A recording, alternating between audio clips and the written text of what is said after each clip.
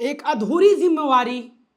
को छोड़कर राज्य के डीजीपी अनुराग गुप्ता 30 अप्रैल 2025 को सेवानिवृत्त हो जाएंगे। ये सेवानिवृत्ति आपको हो सकता है कि ये रूटीन ट्रांसफ़र के तौर पे आपको लग सकता है, या फिर आपको ये लग सकता है कि अनुराग गुप्ता ने 30 वर्षों का कार्यकाल पूरा कर लिया, इसलिए जो केंद्र सरकार है वो उनको सेवानिवृत्त कर रही है। वजहें बहुत सी हैं इस सेवानिवृत्ति के पीछे, वजहें काफी जटिल हैं जो कि आज बताने की जरूरत है आप सभी लोगों को। अनुराग गुप्ता झारखंड के प्रभारी डीजीपी 26 जुलाई 2024 को बनाए जाते हैं। वो डीजीपी तब बनाए जाते हैं तत्काल प्रभाव से जब झारखंड में गठबंधन की सरकार होती है और विधानसभा का चुनाव भी 2024 में ही होना होता है। उसी दौरान चुनाव की तैयारियां चलती हैं, सभी पार्टियां अपना एड़ी चोटी का जोर लगाती हैं ताकि जनता को लुभा सके और अपनी सरकार बना सके। उसी बीच प्रदेश भाजपा ने अनुराग गुप्ता के ऊपर गंभीर आरोप लगाए। भाजपा ने ये आरोप लगाए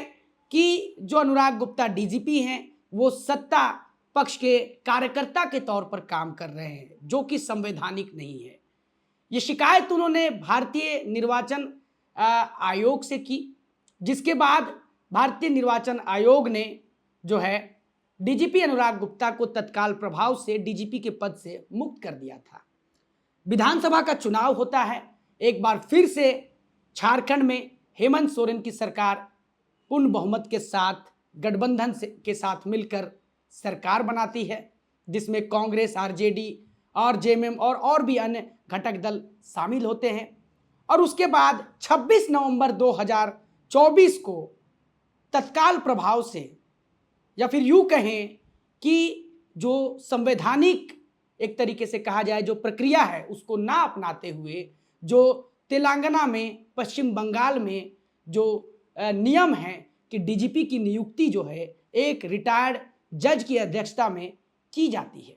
वही प्रक्रिया हेमंत सोरेन की सरकार भी डीजीपी बनाने के लिए अनुराग गुप्ता को लागू करती है और इस प्रक्रिया के तहत उन्हें डीजीपी बना भी देती है तत्काल प्रभाव से।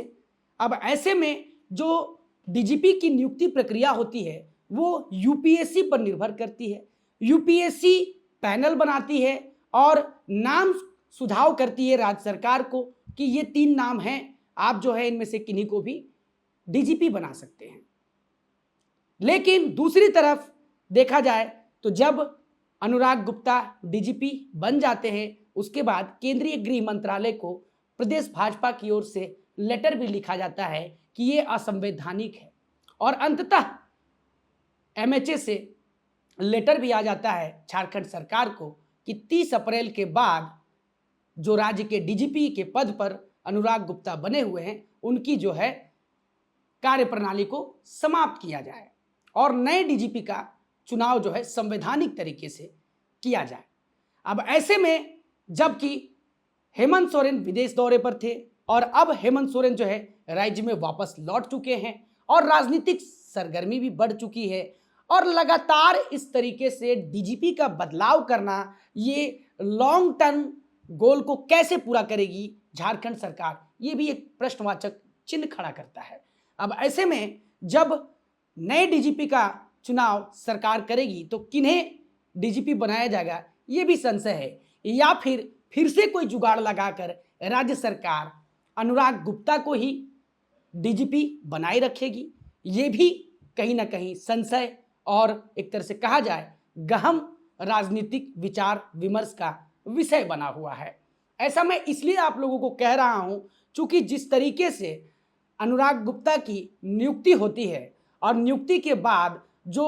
नियमावली होती है और नियमावली का उल्लंघन किया जाता है, दूसरे राज्यों के तर्ज पर झारखंड में भी रिटायर्ड जज की नियुक्ति अध्यक्षता में जो है डीजीपी का चुनाव किया जाता है, इससे कहीं ना कहीं जो है प्रदेश भाजपा के पेट में कहीं ना कहीं गुड़गुड़ शुरू हो जाती है। यही वजह है कि प्रदेश भाजपा ने लेटर लिखा था गृह मंत्रालय को। अब अंततः जो है गृह मंत्रालय ने मान लिया है कि ये जो डीजीपी के पद पर बने हुए हैं अनुराग गुप्ता, अब इनको जो है सेवानिवृत्त कर दिया जाए और इनको जो है 2 साल का एक्सटेंशन मिलने वाला था वो इनको ना दिया जाए।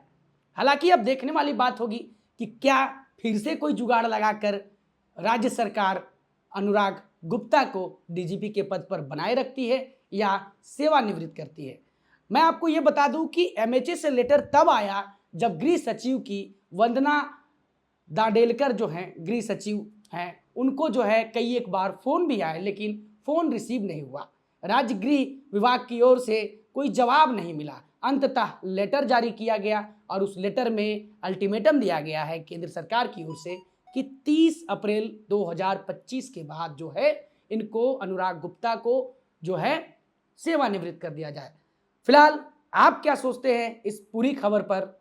हमें कमेंट कर जरूर बताएं। इसी तरह की तमाम खबरों को देखने के लिए देखते रहे हमारा चैनल ग्लोबल मीडिया अपडेट।